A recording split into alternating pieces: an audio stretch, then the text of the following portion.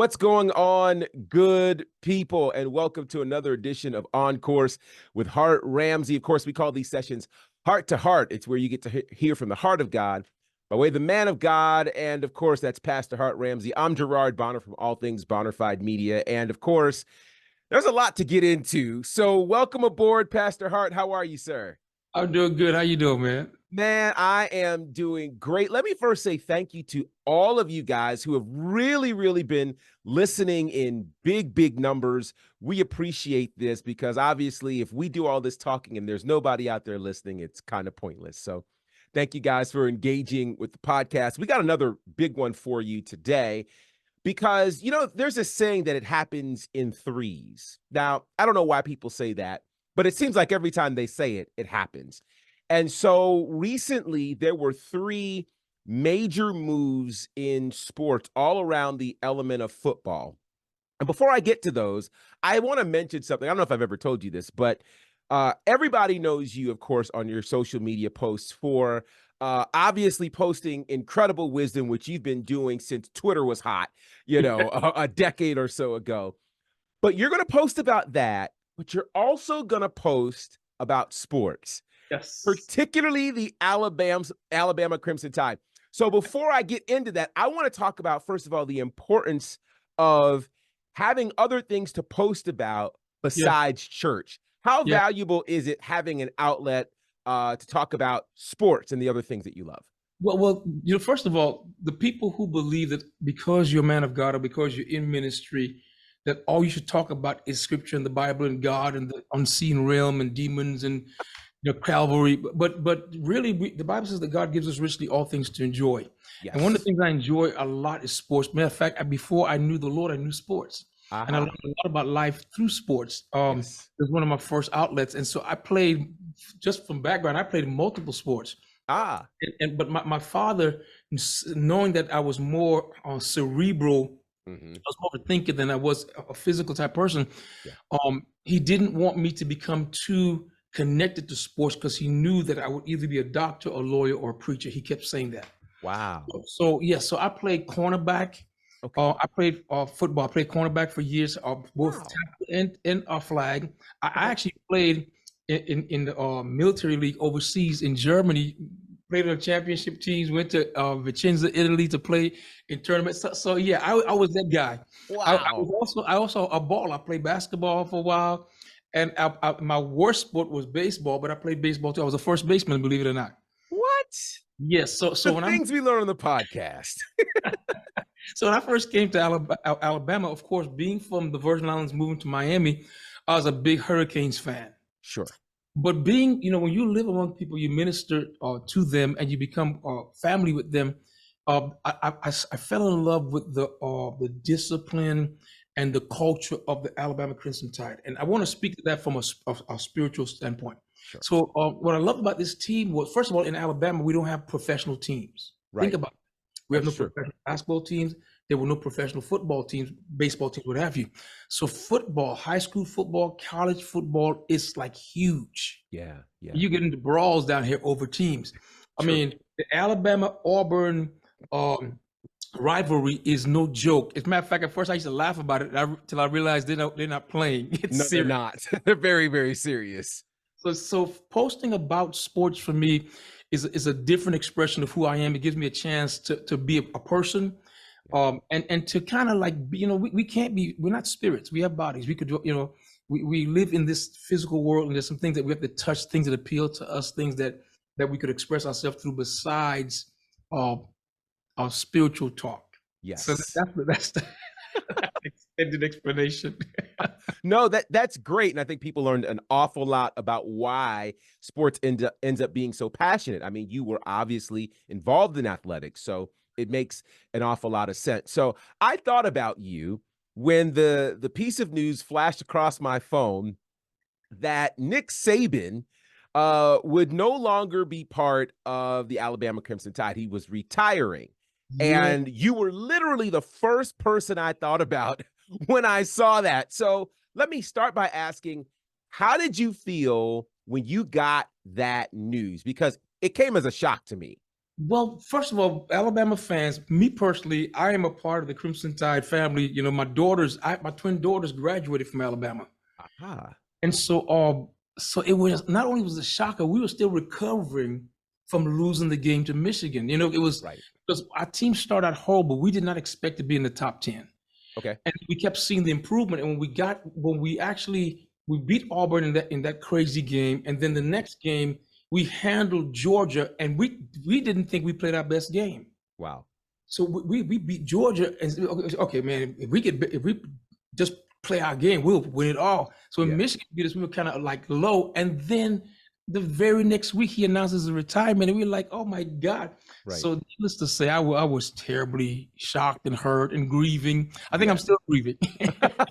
Fair enough. Fair. Yes. And understandably so. He's been kind of an institution there. Yeah. Yeah. And you know, I think with him, what we were never concerned about who was playing on the team. Mm. And this preaches to and it speaks to his leadership. Yeah. We're never concerned about who the players were. We were concerned for two things. Number one, well, actually three things. Number one, he recruited them. That means they had to work something. Number two, he coached them. That means they had to get better. And number three, he was going to pick the best players to play in the game without respect of persons. Right.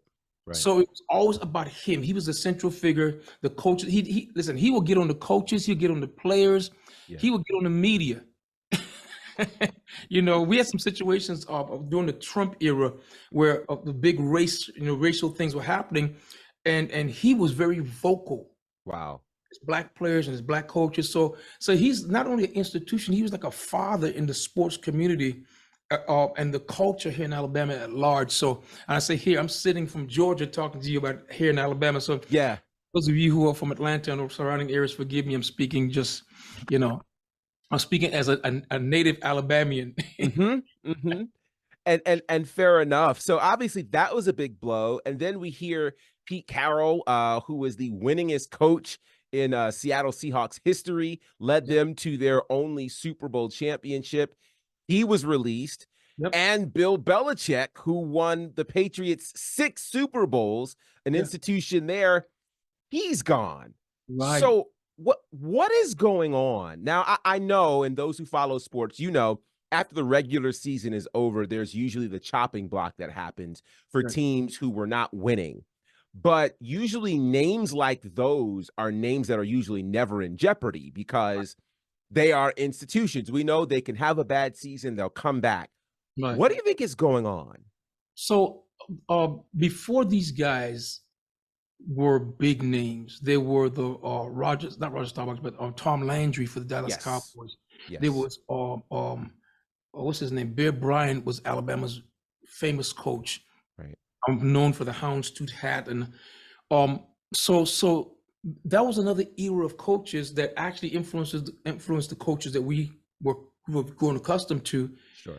And they became legends in institutions, and now it's these coaches are on their way out, and another batch of would-be legends in institutions are coming in, and they're going to look to the Nick Sabans and to the Pete Carrolls and the Bill Belichicks, and they're actually students and proteges and mentees of these leaders. And so what we're seeing is the end of eras. Mm. And so what's interesting in our lifetimes is that many people don't get to see this, but we're seeing, I said this during the pandemic, Jesus talked about even until the ends of the world, the word world there is eras, or talking about not the world as a cosmos, but the eras, a time, Right. a time frame, the end of a what do you call this thing? A season. Mm-hmm. So what we're seeing now is a new batch of people coming in, but it's not just in sports, it's all around. The leaders who are known and who have made their marks are now on their way out, and what's coming is a new school, a new group. Yeah. Some of us are going to survive this season of chopping because this is for example, people don't know this, like I'm a Gen Xer, right? Mhm. But when you look at my birth year, I'm actually the last year of the baby boom. Oh, wow. The baby boom generation supposedly ended in 61. Okay. Gen X started in 62. Or actually, they're saying Gen X started maybe 64, 65. But the different schools of thought as to when Gen X started. I was raised by boomers as a Gen Xer. Okay. So Gen X is really, the baby boomers are like in the nursing homes and all this, and the Gen Xers are on their way out. So, Mm, so what we're seeing is the last of the boomers leaving, and a new era is coming in. The younger boomers, or the older Xers are now the fathers and the mothers, and we are the aunts and unks, right. aunties, and aunts, and we're on our way out. And so it's kind of a season for us. For me, I'm watching it and learning about exits and transitions and pivoting and retiring. What does that mean? Um, some professions don't allow for retirement. Right. I think what it allows for is expansion of leadership, where you welcome in younger guys and you train them all the way to the end, to till your end, whatever that looks Yeah. like, your Yep. inability to function or to carry on any longer. Right. Um, Nick Saban said that he still loved what he was doing, Mm-hmm. but he no longer had the capacity to keep the rigorous schedule that he needed to be on the level that he was. That what made him Wow. above the rest was the extra time and effort that he put in. 14-hour days. Started preparing at 2 in the morning, Mm-hmm. uh, leaving in the house at 4 in the morning. It was Wow. no it was not no longer something he could do. So I think that's what we're seeing, is that the older guys are given the same effort, but it's not enough, or they're given an effort at that age level and it's not enough. The things are harder and faster, and it's time to step back and let someone else do it. It's so funny that you mentioned that because as you were saying that, it made me think there was a post I saw sometime last week, and I don't remember the pastor's name, but I do know that it was uh, Pastor Andy Stanley that posted it.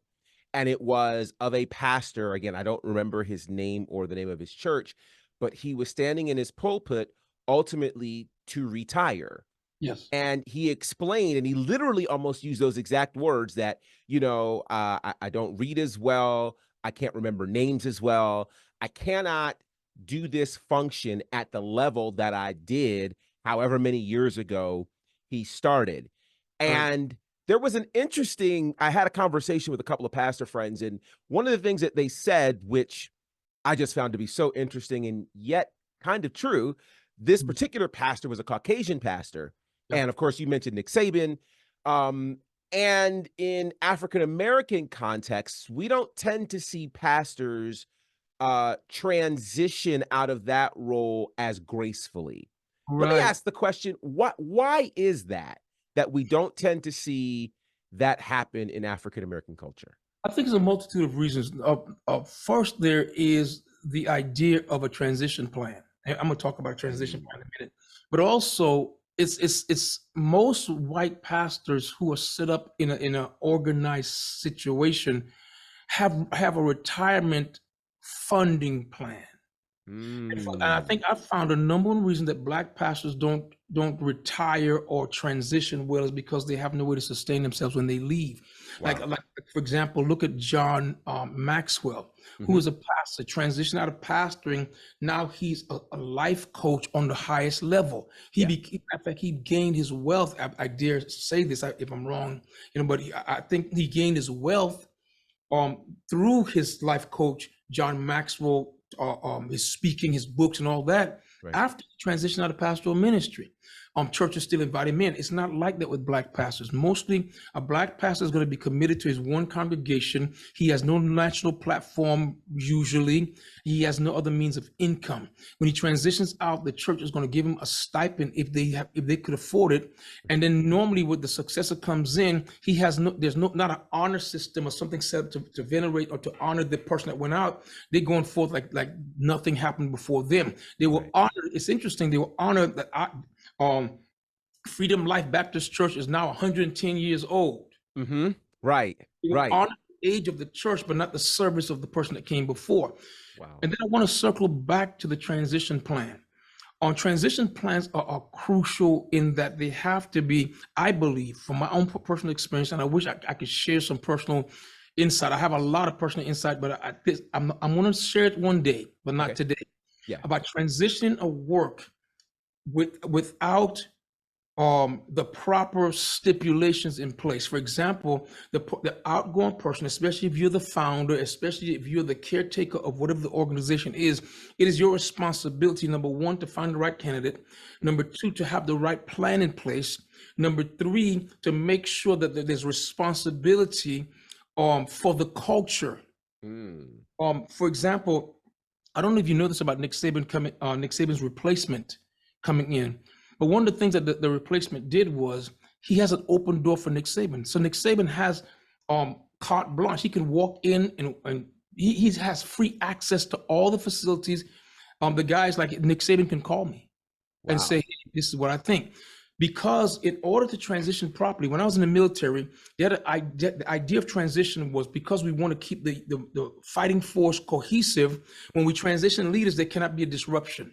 Mm. That means the culture of the unit, the culture of the fighting force takes precedent over the leadership style of the leader. Oh, wow. Wow. Right? Wow. So even if the leader comes in and the leader says, well, I don't lead like Nick Saban. It's wonderful you don't lead like Nick Saban. Nick Saban did not lead like Bear Bryant. But Alabama has a winning culture. Right. Culture comes first. The needs of the fan base comes first. I'm gonna segue my style in, right? I'm not gonna, okay, we're gonna flip the whole switch and everything is gone. I cannot do that. Right. First of all, Alabama is in the toughest one of the toughest conferences, the Southeast Conference. Yes. Number two is we're one of the staple names or teams in that conference. Number two, we built that by recruiting off of farms and hoods. And you see what I'm saying? So Right. this coach can't come from the Northwest and say, well, we don't do it like that in the Northwest. That's not our way. He has to Right. come, he has to learn the way, and then he has to segue his leadership style into keep the fighting force or the team constant. So to your point about the retirement of a pastor, I don't think we're educated enough in transition. There's a high level of ignorance because most Black leaders we fall into leadership and then we are revered for our style of leadership. We weren't trained into it. Right. What's the template for Dr. Martin Luther King? What's the template for him? He didn't matriculate through some Black leadership school. He Right. came out of nowhere. As a matter of fact, he didn't make good grades in school. Mm, He was mm, mm. a low B, high C student. So there's no pattern. Our leaders emerge out of need. From necessity comes a leader, and he begins to lead, and we follow him. And when he's killed, or when he dies, or when he falls, whatever happens, we don't know how to replicate that. Woo, That's woo. It's right. true. It's true. And I think it is also indicative of what it, and people hate talking about this, but it is also indicative of what has happened culturally in terms of our Caucasian brothers and sisters versus our people of color. Yeah. Meaning when you come from a household or a culture that is accustomed to retirement plans, it's accustomed to stocks and bonds, when it's accustomed to, you know, generational transfers and things of that nature, you're operating in a start place differently than people who have just survived to get here. Yeah. You know, you're operating differently. And you said something that I know is so powerful, that many of the leaders in Black churches are there out of necessity, Yeah. not because they were trained to be. And I'll go so far as to say some of them just happen to be the next preacher in line, not Yes. the best leader. And that's the difference. Huge difference. So for us, for the Black community at large, we tend to gravitate toward leaders who express well, Right. who articulate well, Hmm. who are charismatic in this, right? And so we in our expression, those people tend to get the best results. But then again, how do we find another one of those? Because normally the people who gravitate to you don't gravitate to you because you can do it. Matter of fact, I will say this: in the Black community, if someone can do what you do, they tend to become your rival. Truth. So they don't become your student. Right. Most of your students can't do what you do. They're taken by what you do, but most of them can't do it.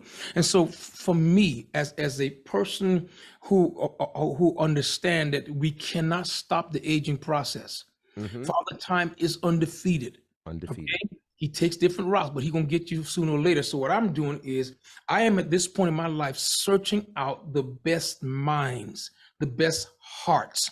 It takes a certain man to become a certain kind of leader. I'm not looking for the narcissistic, super gifted, I, me, my, mine, or follow me, look at me. I'm so God is that makes God vomit. Mhm. I'm not looking, I'm looking for the humble guys. I'm looking for, you can be introvert, extrovert, I don't care, or mixture of both. I'm looking for people who could carry the weight of leading people in a way that helps them and not hurt them. Now, understanding that every man has to work out his own situation. I think the scripture says, work out your own soul salvation. Right. You have to work out your own issues and faults and flaws and foibles and fumbles. You have to work this thing out Yeah. while you're leading people. Mhm. That delicate balance, you have to find it in a person. He has to be honest, or she has to be honest. They got to be passionate. They got to be studied. They Yeah. got to some degree be articulate or able to express themselves. So as an older leader, having walked through the corridor, so to speak, of leadership, I know what I'm looking for. I know what I'm looking for in leaders. And then even in that, Gerard, there's someone that will be lost in, I mean, lost in the crowd. They're going to emerge out of nowhere. We didn't see them coming. You know how Right. it is. Oh, We didn't. totally. Like the guy that stepped in for Nick Saban now, 4 years ago, he was an offensive coordinator at Indiana. Wow. Unheard of. He won. They said he won a bunch of games, right? But 67 of those games that he won with some team in Sioux Falls, Dakota. I Mm. mean, who Wow. in a league called the NAIA or the Yes. NIA. I never Yeah. heard of it. But they are not Division One at all. Not, but that's why he Yeah. won most of his games. That's incredible. When you take his record, his record is only 37-9 in Division One. Wow. Right? But he came out of nowhere. He has a winning tradition.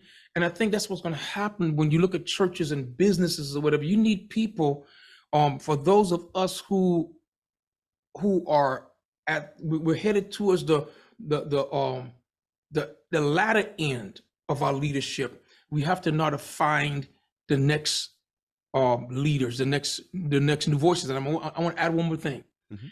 A lot of older leaders hold on long because they're not finished. They were late bloomers.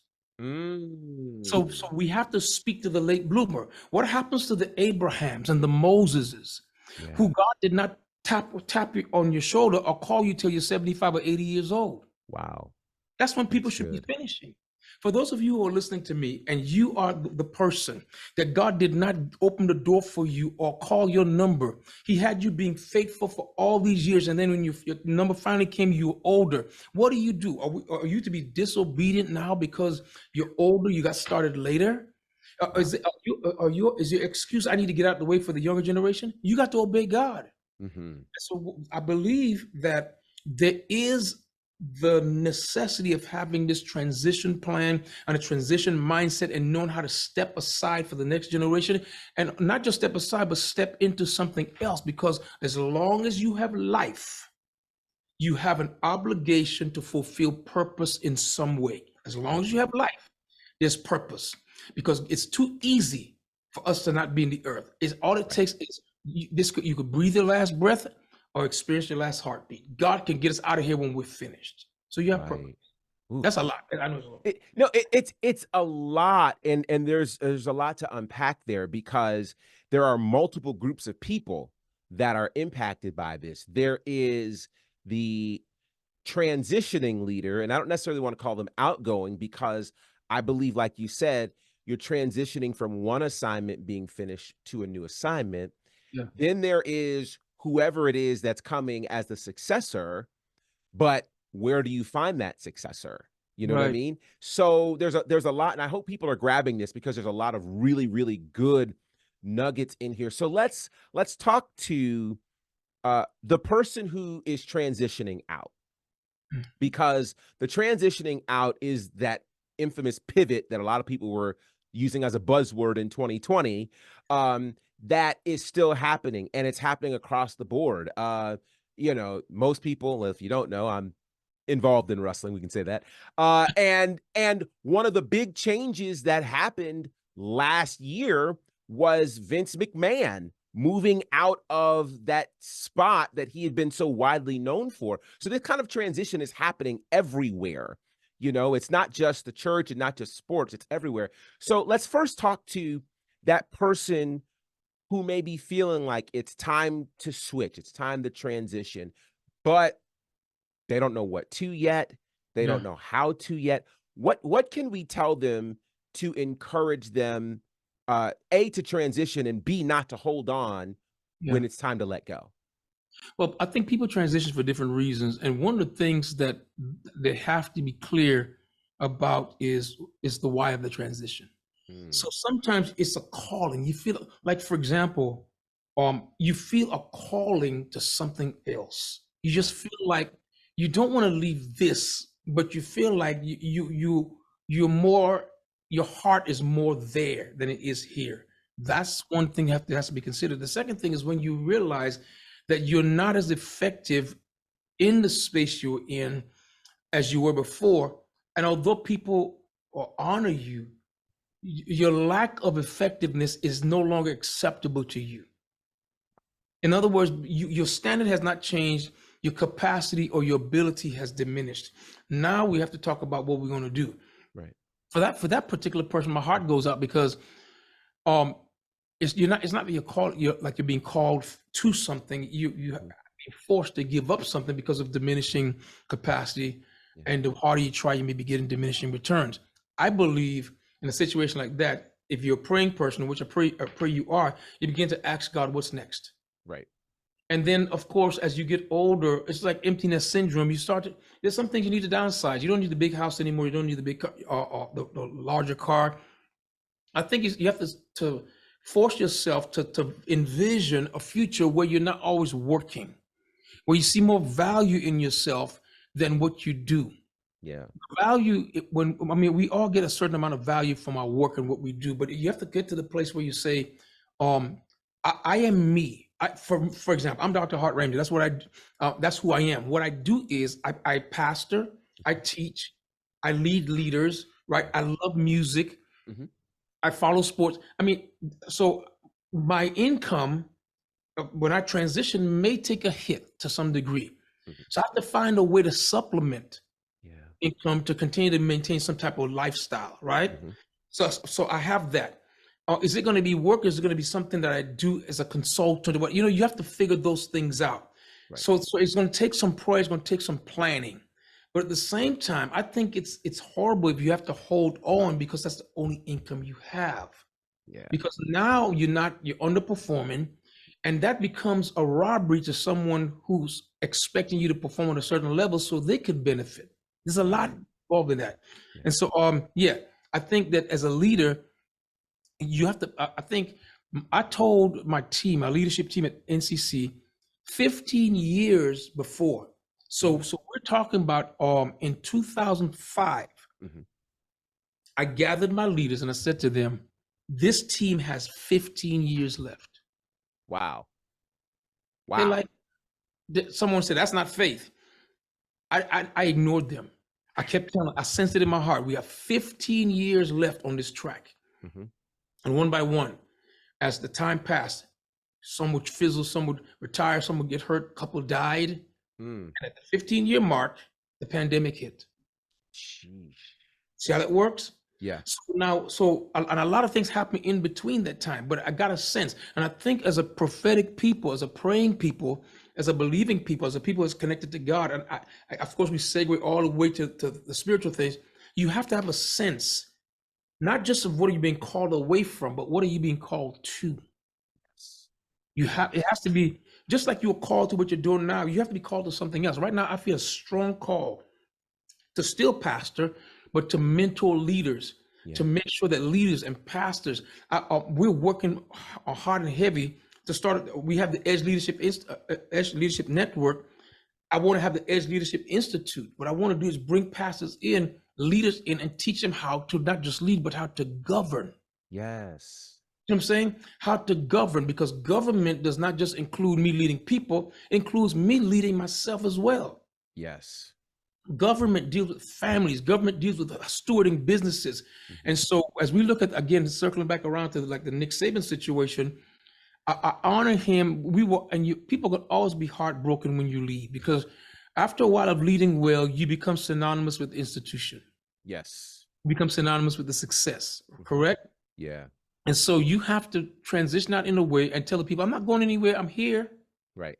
right? And you stay as long, and you present, and you be around as in a limited capacity as long as it takes for the people to appreciate the new leadership they have, and to see that this new leadership has shoulders as well, Yes. and a new identity is being formed. One of Mhm. the worst things, hear me on this, one of the worst things you can do is to come into a situation and snatch the identity of the organization, or snatch the identity of the church or the business or the community. If you're a step parent and you're coming into the family, to snatch the identity of the family because you have this need to feel like you're in charge. That is immaturity.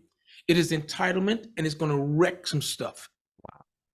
So because of the way this new coach came in with Saban, um, he's going to get grace for Mhm. honoring Saban going out, for allowing Saban access. He's going to get grace. If he doesn't win in the first and second year, he's going to have some grace. Now in Alabama, if you don't win by the third year, we kicking you out. I don't care who endorses you. So there's that. For sure, for sure. So now let's talk to the people that'll end up coming into these spots. You know, there's all kinds of things that are happening. There are some that feel like they could be front runners for certain spots. There are others that have felt like they've been overlooked. You know, as you mentioned, the gentleman that was in Indiana, kind of finding him as a needle in a haystack. What do you say to people who they see these transitions happening and they're wondering, will this be my turn? What do you say to them and how they could potentially prepare for what their future could look like? Well, the first thing is, no one should expect to be chosen if they weren't preparing. Preparation Wow. time, you've heard me say this before. Preparation time should never be spent pretending. So good. So I always take issue with people who feel that they should have been chosen when they spent a lot of time in the limelight with the leader, but never getting better. A part of being the leader is being able to tell the truth about the capacity and the abilities and the quotient of the people around you, Yeah. the acumen, so to speak. And so, if you're a person and you're waiting your turn, number one, I think it should be in some type of way communicated, and it has to be. I don't like subtle, and I don't like aggressive, but in some way, you have to let someone know that at some point, you know, you want to be considered. Yeah. And sometimes, and I think people, you do that by your service Mm, initially. that's good. Okay, you do it with your servant. You say, I want to be considered. You be faithful. You work hard, whatever. And then whenever the opportunity comes to relieve the leader of some of the burden, you do it. Mhm. You do it well, Yeah. and then you be faithful. What I mean by that is, you can always have some little person come to you and say, "Man, you know what? You're really good. You're actually better than the." You be faithful. You say, "No, I serve. I'm a representative. I represent him. I serve him." That loyalty gets back to the leader, and it says you can be trusted with this. Yeah. Yeah. See, and so if you're a person who are waiting your turn, and let's say you're chosen, then you steward well. If you're not chosen, then you have a decision to make. Yeah. Am I going to stay and be a part of the team, or am I going to go and explore? And I think both options are available. Sure. But I think one of the questions that has to be answered, Gerard, is, am I a number two or number one? Then there's that. Because a lot of people are great assistants. They're not great first chair. Right. I mean, because you play second chair violin does not mean you make a good first chair Right. violinist. Right. So I think, and then of course you have to deal with your own ego, your sense of self. You have to deal with your pride. Yeah. Do you want to be a part of a winning program, or is it more important to you to be a part, or to be the leader of a losing program? Hmm. So is that, yeah.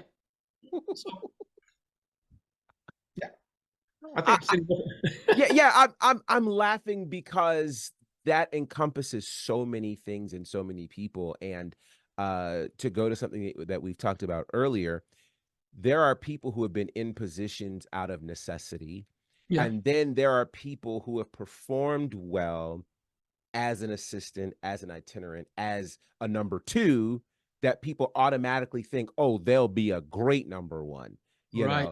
know, you were a great assistant. Sure, you'll be a great coach. You know, it's another wrestling reference. I'll be careful. No, yeah, come on with Um, it.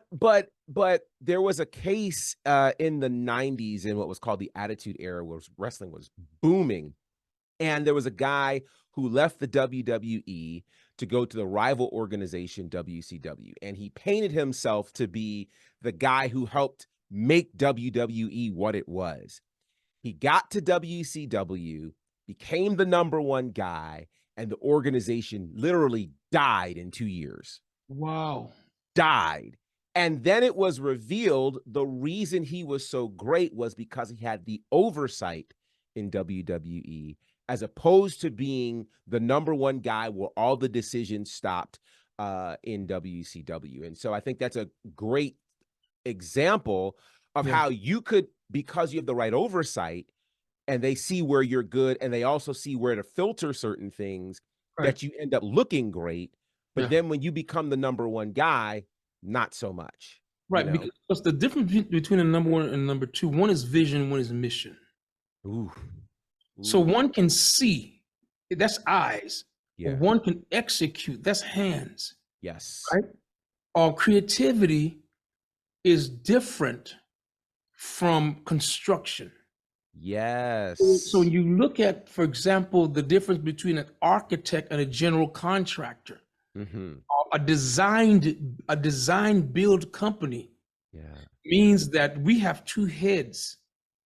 We have someone that's head of design, we have someone that's head of build, and we get along. Normally, design build companies are family businesses right. where either the father's the designer, the son is the builder.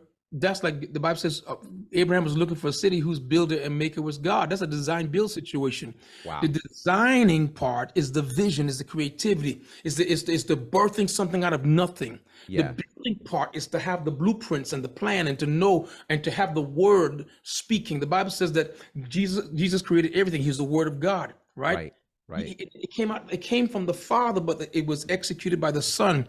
Yeah. The word spoke and the Spirit moved. Um, and I think what happens in a situation like this, Gerard, is that a person think because they're doing it, because they're executing, I'm the one that's building this. Yeah, but you didn't Mm. dream it. Wow. You know what I'm saying? Wow. You didn't dream it. And I'm gonna tell you, so and I've seen this.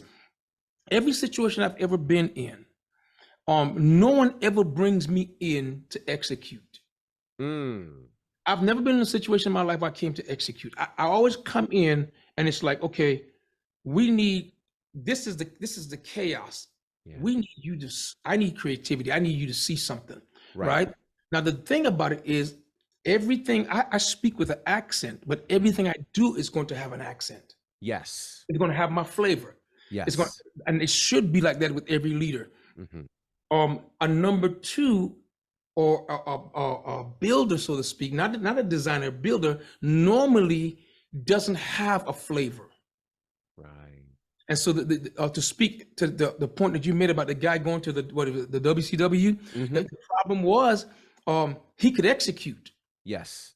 but when it came time for creativity, what's next? He can't tell you what's next. Mm. Now, what he can do, he can go borrow from that person and borrow from that person. And another thing too is whenever there's a crisis in Mhm. the organization, especially if the crisis directly affects the key leader, Yeah. key leaders come out of it dreaming. The creativity kicks in. If you're number two trying to function as a number one, when something happens that's devastating, you lose sight. Mm. And the organization begins to flail and to struggle because you can't see why you're hurting.